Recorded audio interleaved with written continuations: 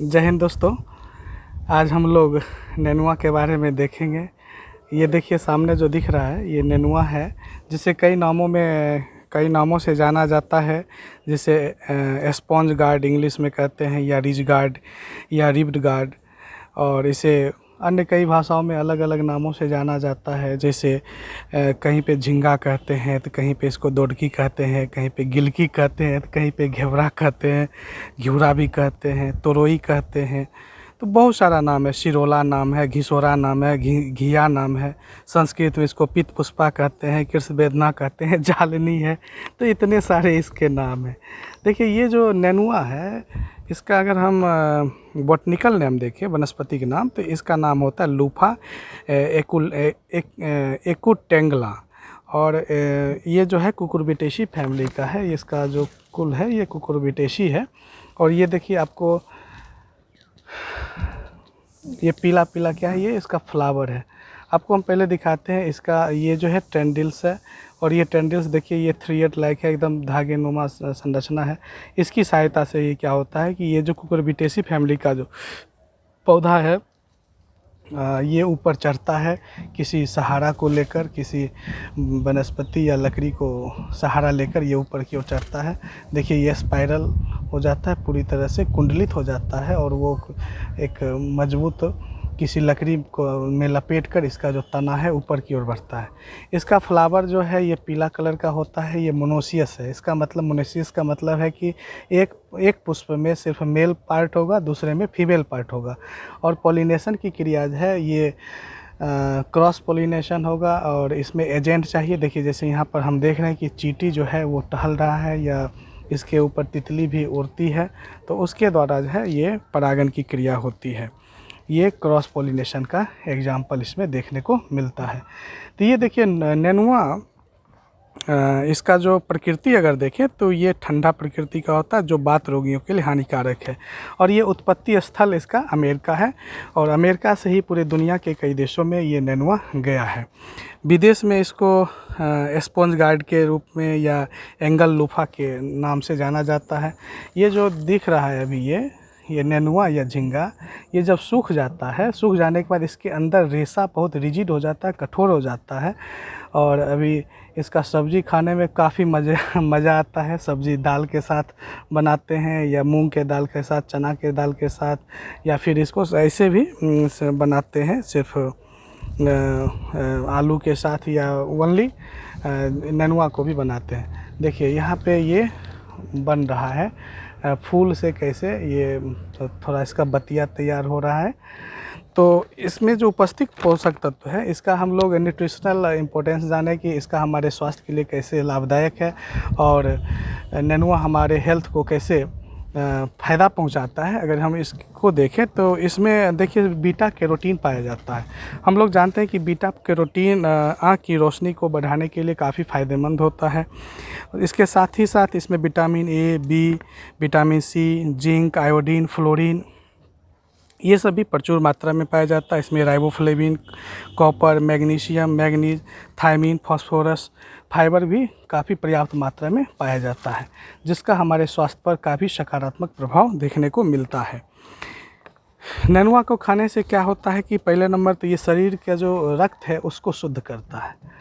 ये शरीर के रक्त को शुद्ध करता है। इसके साथ ही साथ इसमें जो सैचुरेटेड फैट होता है, संतृप्त वसा होता है, और कोलेस्ट्रॉल, कैलोरी बहुत ही कम होता है, जिससे शरीर का वज़न घटाने में भी इसका काफ़ी महत्व है। इसके साथ ही नेनुआ स्किन प्रॉब्लम को भी कम करता है, जैसे त्वचा पर मुहासा आना, एक्जिमा, और स्किन संबंधी जो भी बीमारी है उसमें ये काफ़ी लाभदायक होता है। इसके अलावा अगर देखें तो ये रक्त को भी शुद्ध करता है, और मूत्र में जो ग्लूकोज का लेवल है उसको भी कम करता है, क्योंकि ये ग्लूकोनियोजिनेसिस की जो प्रक्रिया है जिसमें ग्लूकोज टूटता है, उस प्रक्रिया को मेंटेन रखता है। शरीर में इंसुलिन की मात्रा को बैलेंस करके रखता है। और हम लोग जानते हैं कि इंसुलिन जो है वो इंसुलिन की कमी से ही डायबिटीज़ की बीमारी होती है, इसलिए इंसुलिन शरीर में होना पर्याप्त मात्रा में ज़रूरी है। अगर उसकी कमी हो जाएगी तो इंसुलिन हो सकता है, ये डायबिटीज़ हो सकता है इंसुलिन की कमी से। तो इसलिए ये मधुमेह के रोगियों के लिए भी काफ़ी फ़ायदेमंद होता है। इसके साथ ही ये इसमें एंटीवायरल एंटीबैक्टीरियल भी प्रॉपर्टी है। इसमें एंटीवायरल और एंटीबैक्टीरियल प्रॉपर्टी है, जिसके कारण ये काफ़ी फ़ायदेमंद है। ये एलर्जी को दूर करता है और ख़ास करके पुरुषों में बहुत सारे पुरुष अभी जो नपुंसकता के शिकार हो रहे हैं, जिनमें स्पर्म की कमी होती है, तो ये स्पर्म को भी बढ़ाने में काफ़ी सहायता करता है। स्पर्म काउंट इससे बढ़ता है नेनुआ की सब्ज़ी खाने से। इसके साथ हृदय का रोगी है, जो हार्ट के पेशेंट हैं, उनके लिए भी काफ़ी फ़ायदेमंद है ये। इसके साथ ही अगर सूखी खांसी है, बुखार है, उसको ठीक करता है। और नेनुआ की सब्ज़ी जो है मुख कैंसर और पेक्टिक अल्सर जो होता है उसको भी रोकने में ये हेल्पफुल है। इसकी कई उन्नत किस्में हैं और हम लोग जानते हैं कि जो कृषि सब्जी का जो कृषि अनुसंधान केंद्र है, उसी का एक ब्रांच है जो भारतीय सब्जी अनुसंधान संस्थान वाराणसी। तो ये सब्जी की नई नई वैरायटियाँ तैयार करती है, नई नई उन्नत किस्में तैयार करती है, जो हर वातावरण में हो। खास करके ये बरसात के मौसम में होता है, लेकिन ये अलग अलग परिस्थितियों में कैसे होगा, इसके लिए अलग अलग किस्म की उन्नत किस्म की सब्जी तैयार करती है वाराणसी के द्वारा, सब्जी अनुसंधान केंद्र वाराणसी। जिसमें मुख्य जो है जो जैसे ज्योति, सौम्या, श्रेया, रक्षिता, ये सब इसकी प्रमुख उन्नत किस्म है। ये खरीफ फसल के रूप में जाना जाता है और ये है इसका जो उपज है, ये मेनली बरसात के सीज़न में होता है। इसे तो दोनों टाइम में होता है, लेकिन बरसात का टाइम इसका मेनली इम्पोर्टेंट होता है। इसमें देखिए एक चीज़ इसमें बहुत ज़्यादा इम्पोर्टेंट है कि इसमें आयरन की मात्रा पाई जाती है। और आयरन की मात्रा से क्या होता है कि एनीमिया की बीमारी नहीं होती है, क्योंकि शरीर में जब आयरन रहेगा तो आयरन से हीमोग्लोबिन बनेगा और हीमोग्लोबिन क्या करेगा, शरीर में ऑक्सीजन को ढोकर ले जाएगा। जब शरीर में ऑक्सीजन को ढोकर ले जाएगा तो फिर क्या होगा कि प्रत्येक कोशिका तक ऑक्सीजन सप्लाई होगा और ब्रेन को भी ऑक्सीजन मिलेगा। इससे शरीर में थकान भी नहीं लगेगा और ब्रेन की बीमारी भी नहीं होगी। और शरीर में ग्लूकोज का भी मात्रा ये ऑक्सीजन की भी मात्रा बनी रहेगी और शरीर में हीमोग्लोबिन भी बना रहेगा।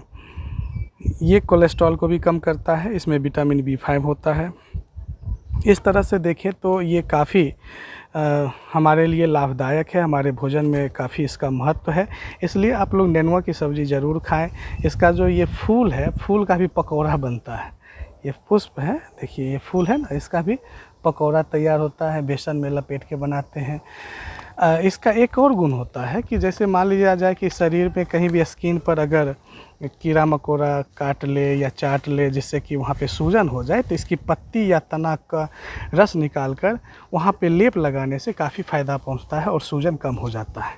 इस तरह से हम लोग क्या देखते हैं कि नेनुआ कितना फ़ायदेमंद है और ये सब जगह मौजूद है, सब अलग अलग नामों से मौजूद है। जैसा कि नाम हम पहले ही बता दिए थे, फिर एक बार नाम रिपीट कर देते हैं, आप इसका नाम जान लें। ये कई नामों से जाना जाता है। जैसे इसको झींगा, हम लोग देहाती भाषा में इसको झींगा भी कहते हैं। इसको नेनुआ, तोरई, घिया, सिरोला, घिसोरा, जंदही, दोडकी, गिलकी, घेवरा, और इसको इंग्लिश में rigid guard, ribbed guard, angle loofah, sponge guard के नाम से जाना जाता है। तो इसके ढेर सारे नाम हैं। तो मुझे उम्मीद है कि आज के बाद आपके थाली में जब भी ये नेनुआ आएगा तो खाने का मज़ा और बढ़ जाएगा। खाने का जो तरीका है उसमें बदलाव आएगा और ये आपको काफ़ी स्वादिष्ट लगेगा, क्योंकि अब आप नेनुआ के फ़ायदे को जान चुके हैं। इसलिए अब जब खाएंगे, जब नेनुआ को, जब आपके थाली में नेनुआ आएगा तो लगेगा अच्छा, ये तो मुझे इतना ज़्यादा लाभ पहुंचाने वाला है।